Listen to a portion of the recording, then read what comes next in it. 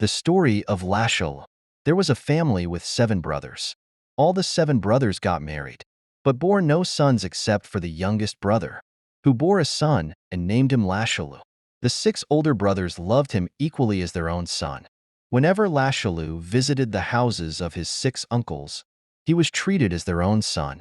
The uncles treated him with the best of love and care. When they went to the field, all the brothers would keep his share of wine and egg on a carved buffalo horn on the front wall of a house. He grew in size and stature. He joined the other boys too. One evening, all the young men went to sleep in the dormitory, where all young men were accustomed to sleep, as it was very cold outside. The older boys got among them and covered themselves with their shawls to keep warm, and to allow the children to sleep a little more. As it was still cold, Lashilu too was covered with shawls of all the boys. With such warmth on him, he felt so cozy and slept away. When he suddenly woke up, he found himself alone and frightened.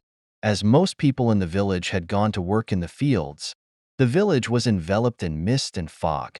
Rumors went round the villages that dacoits captured children and sacrificed them to spirits at the foundation of bridges to ensure the bridge's safety. Lashilu was sulky and refused to eat. He played in the rainwater outside. Later, some people from the village of Punii came and inquired what he was doing alone there. "Where are your parents?" they asked. "They have gone to the field," he replied. They kept asking, "What are you doing?" "Playing." "We know where your parents have gone to work. Come, we will take you there," they told him. He immediately followed them, but they kidnapped him and took him away to Punii village. The parents in the village did not immediately find out about his absence because they thought that he would be boarding with one of his uncles. Those who kidnapped him wanted to auction him and took him all around the village, exhibiting him for a fair price. When Zhamai thought that he would be a good companion, since she was the only child at home, she bought the boy and hid him inside the room to show her parents as a surprise gift. When they came back from the field, in the evening she saw her parents come back from the field. "Mom and Dad, today I bought something special," she announced. "What is it? Bring out and show us," her parents responded. Then she went into the house and brought out the lovely boy. "Look, here he is," she trumpeted. They were shocked at the thought that she had bought a human being. "Why did you buy a human being?" they asked. The father thought for a while and said, "Let us behead the boy and proclaim a feast in my honor as a war trophy." Zhamai was so furious with her father's idea that she opposed it tooth and nail. She threatened to impale herself with a spear if that was carried out. The mother requested her not to take such drastic action, and they would do as she pleased. Zhamai's family took care of the boy, and he grew up to be very handsome, strong and healthy. As he mingled with the men folk of the village, he was far ahead of others in all activities and competitions. The young men of the village were jealous of him, and so they constantly reported all their ill feelings against Lashilu to Zhamai's father. He was bought as a slave, so he lived without the right of sonship in the house. But since it was the wish of their only beloved daughter, both the father and mother gave a wholehearted effort to take care of him. One day, Lashilu went to the village pond with his friends to bathe. First, they gathered maya, roots of plants that produce a slippery, soapy substance when crushed. After preparing, they asked, "Who wants to apply it first?" Lashilu volunteered. He applied the maya and was in the pond massaging it into his scalp.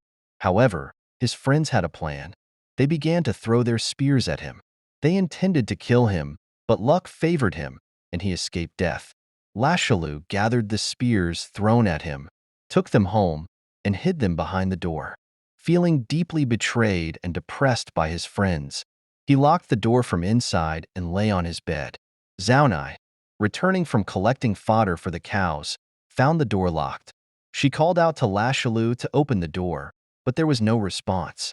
Concerned, she tried to open the door, but it was locked. She asked, "Why are you not talking? Do you have a headache, stomach ache, or fever?" Still, there was no answer. After a long time of coaxing, he finally spoke. "Go and see what is behind the door." Shocked by what she saw, she found the spears. He told her how the village youngsters tried to spear him to death. She reported the matter to the father, and he was furious about it. He went out to the stone courtyard and announced, "Oh, how dare our Mahramai people try to spear my beloved boy like this?" In the village, a great preparation was going on for a So-2D, a special peace treaty meal with the Levumai people. Now most families had lost their spears, because the young men had taken them all to kill Lashilu, and he had collected them. As the people had no spears, they sent their children to go to Lashilu and ask for their spears. Ani Zhamai, my father is asking for one of Uncle Lashilu's spears. Kindly give one. Out of pity, he would pick out one and give. He gave to all who came to ask for a spear, but he kept the best for himself. So also they came to ask for Faushra, sash, too, as he had many in his collection. But finally, when the villagers all went to Levumai for the peace treaty, no one invited him. The men of Mahramai reached the village gate of Levumai, but could not enter the village, because it was heavily protected. The Mahramai young men tried to force it open, but no one could. All the strong men tried to forcefully kick open the gate, but it was so firmly barred that they could not open it. Then they began to sit back and think, by ourselves and on our own strength, we can do nothing. Someone suggested, why not go and call Lashilu to come along with us and help us? They sent some young men to call Lashilu. Lashilu, they begged, please come with us to the peace treaty meal at Levumai village. I have no family or friends, Lashilu replied. I don't want to go with you. They persisted and said, don't worry. You can come along with us and join any of us. Lashilu refused to go back to the family or friends among the Levumai people. Once, when the elders of the village council came to invite him for the highest ritual, he refused them, saying, I have no family or friends, and there is no one to host me. They all said, you can come and join any of us. Actually, he was unwilling to go for the feast, because he was not accepted as an equal among them. He was looked down upon as an outcast and an orphan. He knew he was called primarily not to join the village feast, but to perform the task of opening the village gate, which they themselves could not. Therefore, he refused to go for the feast. When the menfolk reported that Lashilu rejected their request, too, they were very angry, but they could do nothing about it as they were helpless without him. They thought of trying once again, but this time the elders of the village council went to plead with him. They came to the house of Lashilu and pleaded with him to come for the feast. At last, Zhamai felt sorry for the village, because the highest authority in the village had come to invite him, so she coaxed him to go with them. Zhamai told him, see, even the village elders have come to invite you. It is not good to refuse them. You must go. At the insistence of Zhamai, his beloved, he decided to go for the feast. She dressed him up with a sash, necklace, headgear, spear, and other gears. He went with them, his face full of pride and joy. Since none of the Mahramai could open the gate, they were all waiting for the arrival of Lashilu. They stood aside for Lashilu as he cleared the way. Then he made a loud war cry, "Olalalo!" and kicked open the village gate with a single jump. The folk gathered there were impressed and surprised. They all made whooping sounds and entered the village jumping and dancing. But even before they finished their whooping, they disappeared with their own host families, and Lashilu was left alone. Since he was young, handsome, and skillful, many maidens gathered around him to see him dance. Suddenly, it began to drizzle, and so even the maidens who were there with him went back to their homes. He stood outside alone, feeling so abandoned and downhearted. With his spear, he abandonedly looked around him. An elderly woman saw him alone and abandoned, so she asked, "Hi, young man, what are you doing there? Come to my house and take shelter, or you will be drenched in rainwater." So Lashilu went to her home for shelter. Feeling pity, she invited him into the hearth to keep him warm. Even though she had pity on him, she served him food and drink in the container she used for her cat. In the course of the conversation, she began to inquire about his parents and relatives. As she got interested in him, he revealed how he was the only son of his family. My father had 6 brothers, and none of them had any sons, and so my 6 uncles and aunts treated me like their own son. I was welcome to any of their homes, ate and drank in any home I wanted. When they went to their field, they would all keep lunch for me in their taida. I had entered the Kekizii dormitory not long ago. One day, I got up late because it was a cold and rainy day. But since all the seniors had gone without waking me, I felt bad that I was not called and was playing in the drizzle. At that time, someone passed by and asked if I wanted to go to the field where my parents were working. I said yes, but as they led me, they kidnapped me halfway there and sold me to Mahramai village. There I was looked after and brought up in the family of Zhamai. That's how I came here. She asked for a little more detail about the names of his uncles and aunts, and, hearing his story, she realized that he was her own nephew. So she immediately changed the plates and cups and served him the best wine and food. She served him wine from the Mithun horn and food from the plate her own husband was using. She was so happy and excited that she claimed him to be her own. My brother's son. She said, I have found him. I have come to know him. Thus she fed him nicely with the best of meat and wine. She also gave him the news that his youngest, paternal uncle was performing the Feast of Merit in the village and invited him to go together with her. Meanwhile, she warned him not to reveal the newfound relationship to anyone in the village. When the appointed day came for the men to return to their villages, Zhamai was waiting at the village gate, with a gourd filled with wine and food to welcome her beloved Lashilu. She checked with many young men who came back from Levumai village. Did you see Lashilu? They replied, we did not see him. He may be coming behind. It was getting quite late, so she was becoming all the more anxious. She asked all the passers-by, is Lashilu coming?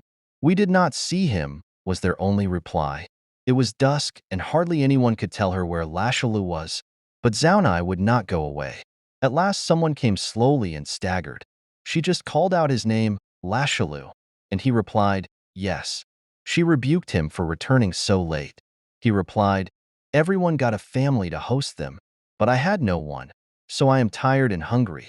When Zhamai heard this, she was so angry with her people. Oh, our men are so heartless and mean. She immediately took out the tiffin box and the gourd of wine and fed him. After a good feed and rest, they went back hand in hand to the village. Lashilu had secretly agreed with his aunt at Levumai village to go back to their original village for the Feast of Merit which his uncle was going to perform. A few days before his departure, he had calculated the days and requested that a nice pot of wine be prepared. When the wine was mellowed, he killed a young hen and had a nice feast with his beloved Zhamai. He made her eat and drink to her fill, and by the time she was drunk they went asleep. She felt a premonition of him running away, so fearing that Lashilu might escape. Zhamai held tight to his Veikho, the decorations at the calf, and slept. In the middle of the night, he quietly got up, carefully cut the Veikho and left it in her hands and escaped.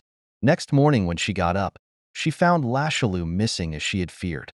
She was inconsolable and blamed herself for being careless and for being drunk, but she could do nothing about it. She went straight to her father and reported the matter to him. He went out to the stone courtyard and proclaimed to the villagers, oh, villagers and warriors, earlier I had not given permission, but henceforth if you see Lashilu you may hunt him down.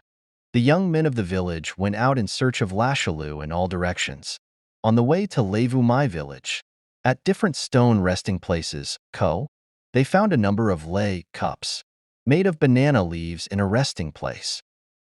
Thought Lashilu had been taken and accompanied by many young men. Moreover, upon reaching the river, they inspected the water and found it very clean, leading them to conclude that he must have crossed it long ago. Zhamai, inconsolable at the loss of her beloved friend whom she considered her husband, joined the search party. She reached Levumai village and landed at Lashilu's aunt's house without knowing it. Lashilu was hiding there. Zhamai asked the woman, have you seen any young man pass this way? The woman replied, yes, I saw a young man running this way, sweating and blowing his nose. Zhamai, completely at a loss thinking Lashilu was gone forever, threw her clothes into the cow dung pit in a desperate act of anger and returned home. Lashilu's aunt picked up the clothes, washed them, and gave them to him. They prepared to make the journey to their ancestral village for their uncle's feast. The aunt instructed Lashilu, "When your uncle goes out to answer nature's call, you must go and occupy his place. When they question the action, I will introduce you to them." Lashilu sat quietly waiting for his uncle to leave. When the uncle, the chief host of the feast, stood up, Lashilu immediately occupied his seat. The people at the feast said, "Who is this man occupying someone's seat? Maybe a good guest, maybe a bad guest." When the uncle returned, he found his seat occupied. Then the Ani came forward and spoke up. "He is neither a good guest nor a bad guest. He is Lashilu, your son, who was lost. He was lost, but now he is found. Now we have come to know him." Surprised and shocked, all his uncles and relatives gathered around him and shed tears of joy. Lashilu's parents and his uncles were all very rich. He was not allowed to go to the field. He stayed at home to feed his best hunting dog. A floor mat was spread, and he lay there the whole day. Since he felt bored doing nothing, he began to walk around the village making friends with girls of his age. He met many young and beautiful girls in the village, but his memory always returned to Zhamai, his beloved, who loved him and cared for him like a brother. His mind was filled with thoughts of Zhamai and the times they spent together. He tried to wish her off his mind by taking walks through the forests and fields, trying to find solace for his wandering heart. But Zhamai's face and image were his second nature. Wherever he turned, he saw her. Deep within, his heart and soul longed for her. One day, he went far to roam in the forests near the fields, where he used to go earlier with Zhamai. It was in early March when he spotted Zhamai far away in the field. His heart raced, and the palpitations were becoming faster. He could not resist meeting her. He sat for a while and calmed himself. Slowly, he took out his horn and began to blow it to woo her. He sang this song.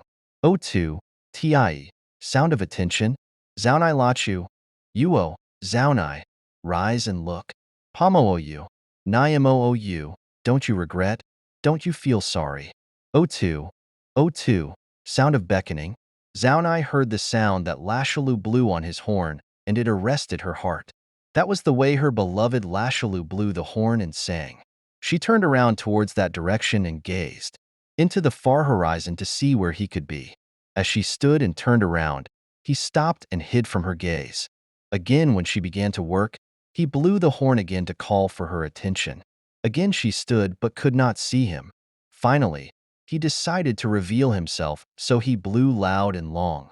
O2, Tio, sound of attention, S, D colon, M, D smiley face. Zhamai Lachu, Uo, Zhamai, rise and look, M, D, S, D. Chuon Gayapi Lai Do. Now I shall reveal to you. M, D, S, D. O2, O2, sound of beckoning, S, D, S, D. Zhamai turned around and spotted a figure on the hill far away, the size of an egg. Zhamai could not hoe anymore, for she had seen him. She could not work anymore, for her heart was racing and her pulse rising. She took her tools and ran to meet Lashilu. It so happened that the following days were the time for Mahramai, people to have the ceremony of the enthronement of their king, Veikho D. During this time, no guests were entertained in the village, and no work was to be done neither at home nor in the field. And so Zhamai took all her weaving tools and went to live with Lashilu. It was during this season that young girls and women made shawls. Zhamai was weaving a shawl, but was looking very sad and gloomy. Lashilu had gone out with the other boys to roam, and to meet girls of the village. Zhamai was not happy with this attitude of Lashilu. She felt that he was not interested in her. When the Ani saw her sad and gloomy, she inquired, "You look as if you're mourning someone's death. Has your mother or father recently passed away?" "No," Zhamai replied. "Both my parents are still alive," the aunt persisted. "Why are you so sad?" Zhamai replied, "You see, auntie, I cared for Lashilu from his childhood to his youth, and when he became a young man, he left me and ran away. That troubles me." The aunt retorted, "Do you love him and want to marry him?" Zhamai replied, "I really do love him. My heart suffers from thinking of a moment without him." The aunt was really impressed by the way Zhamai expressed her love for her nephew. Then the aunt and Zhamai prepared to confront Lashilu. Lashilu was whiling away time conversing with some girls of the village. Zhamai introduced herself and said, "Lashilu, I have come." And she told the other girls gathered there, "Lashilu is mine. He is my portion, Tsuko." In the village, people keep a stick over the cut firewood to show a sign of their ownership. So she sent away the other girls, got married to him, and they lived happily ever after.